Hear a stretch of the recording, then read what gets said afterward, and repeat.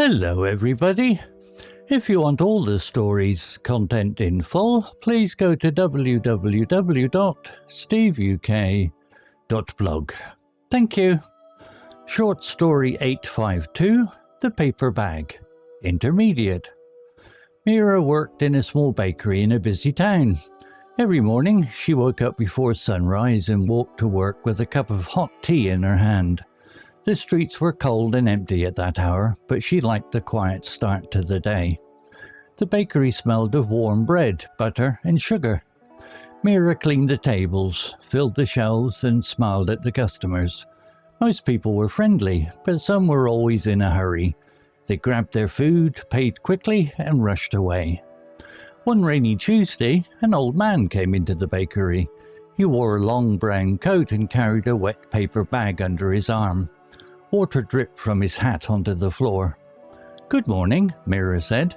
The man smiled. "Good morning. One cheese roll, please." Mira placed the roll into a fresh paper bag and handed it to him. The man looked surprised. "Thank you. Most places do not use paper bags now." Mira laughed softly. "My boss says paper feels warmer than plastic." The old man nodded slowly. Before leaving, he placed his wet bag on a chair near the door. Then he walked outside into the rain. 10 minutes later, Mira noticed the bag on the chair. "Oh no," she said, "he forgot it." She picked it up carefully. The bag felt heavy. She opened the top a little and saw several photographs inside. There was also a small notebook. Mira looked through the bakery window, but the old man had disappeared into the grey streets. At lunchtime, the rain stopped. Mira told her boss she wanted to find the owner of the bag. "Go on then," her boss said, "but be back before 3. Mira walked around the town square with the bag under her coat. She asked people if they knew the old man, but nobody recognized him. Some people barely listened. Finally, outside a flower shop, a woman looked closely at one of the photographs. "I know him," she said. "His name is Arthur. He visits the hospital every Wednesday." "Where does he live?" Mira asked. The woman shook her head. "I do not know." Mira checked the time. It was nearly 3 o'clock. She hurried back to the bakery, feeling disappointed. The next morning, the old man returned. "You found my bag," he said with a smile. "Yes," Mira replied. "I tried to find you yesterday." Arthur looked touched. "That was kind of you." He opened the bag and checked the photographs carefully. Then he showed one picture to Mira. It showed a young woman sitting beside a river. "That was my wife, Clara," he said quietly. "She died 5 years ago." "I am sorry," Mira said. Arthur nodded. "These photographs are very important to me. Yesterday was her birthday. I was taking them to the hospital." "The hospital?" Mira asked. "My granddaughter is there," Arthur explained. "She has been sick for a long time. Every week I tell her stories about Clara. The pictures help her smile." Mira felt tears in her eyes. Arthur opened the notebook next. Inside were short stories written in neat handwriting. "Clara wrote these for children," he said. "My granddaughter loves hearing them." For a moment, neither of them spoke. Then Arthur smiled again. "You know, many people today would not return a lost bag. They would ignore it." Mira shrugged. It did not feel right to leave it there. Arthur reached into his pocket and pulled out a small envelope. "I want you to have this," he said. Mira opened it carefully.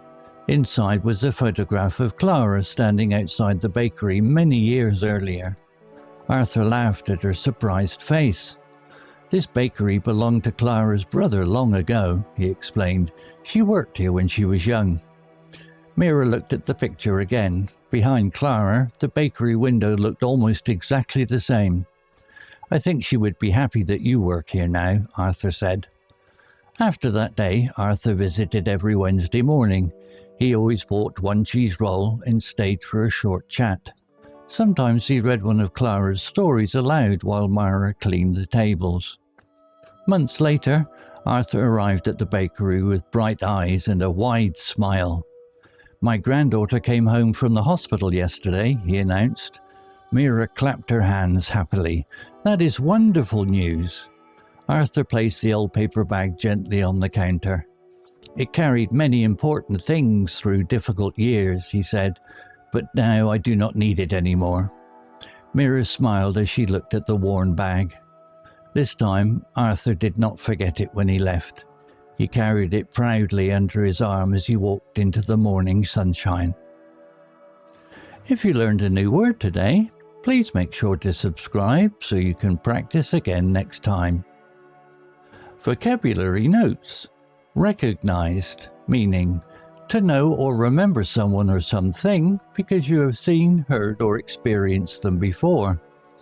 Example, she asked people if they knew the old man, but nobody recognized him.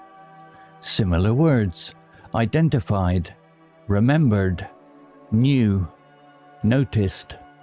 Extra example, I recognized my old teacher immediately when I saw her in the supermarket.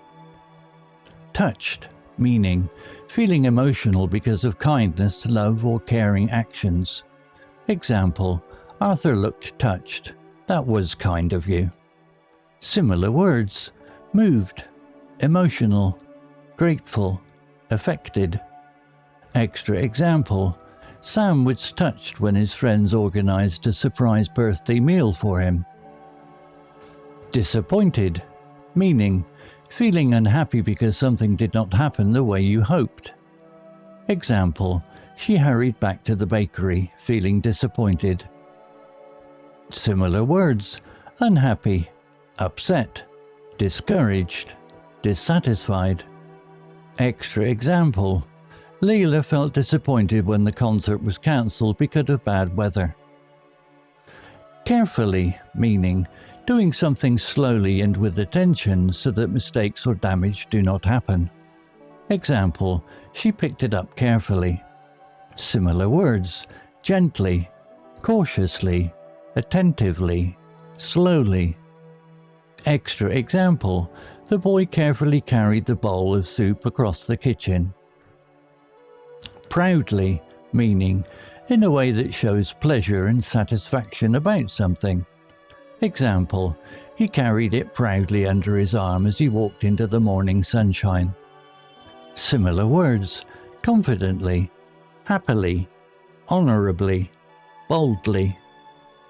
Extra example, the young artist proudly showed her painting to her family. Story written by ChatGPT. Image created by ChatGPT. To read, see all the story's content in full, please go to www.steveuk.blog. Thank you. CC Music, drifting at 432 Hz, Unicorn Heads.